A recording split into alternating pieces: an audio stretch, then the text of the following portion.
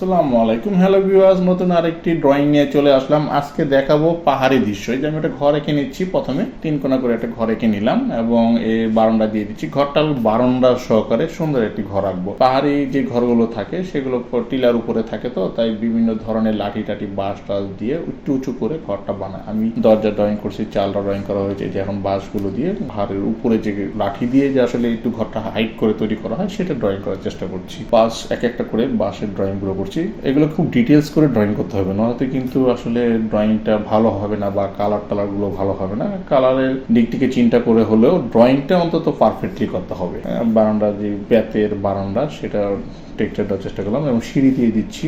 এটা বাঁশ দিয়ে একটা সিঁড়ি বানানো হয়েছে, সেই সিঁড়িটা দিয়ে দিচ্ছি। এই লোকগুলো উঠে নিবে। এখন পাশে একটা গাছ দিয়ে দিচ্ছি, পাহাড়ের সাথে বড় একটা গাছ, ঘরের লগে একটা গাছ ছিল, আমি সেই গাছটা ড্রয়িং করতেছি। এবং ড্রয়িং এর পাশাপাশি দূরের পাহাড়, সামনের পাহাড়, ছোট টিলা, এই বিভিন্ন ধরনের এইগুলো ড্রয়িং করি। এমন একটা মানুষ ড্রয়িং করছি যেটা চা বাগানের যেই পাহাড়ে যে চা তুলে সেই টাইপের একটি আমি মানুষ ড্রয়িং করে নিচ্ছি।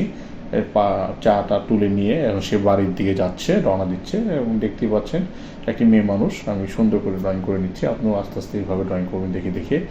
আর এটা কিন্তু অবশ্যই আমি ওয়াটার কালার করবো, তার জন্য হচ্ছিল সেকেন্ড পার্টে থাকবে। এটা কিভাবে রং করা হয়েছে সেটা দেখার জন্য অবশ্যই আমাদের সাথে থাকবেন, ভালো থাকবেন। আর আপনি যদি আমার চ্যানেলে নতুন হয়ে থাকেন তাহলে অবশ্যই এটি সাবস্ক্রাইব করে দিবেন, পাশে থাকা বেল আইকনে ক্লিক করে দিবেন। সামনের এপিসোডে ওয়াটার কালার কিভাবে করা হচ্ছে সেটা দেখার জন্য আমন্ত্রণ রইল। ধন্যবাদ।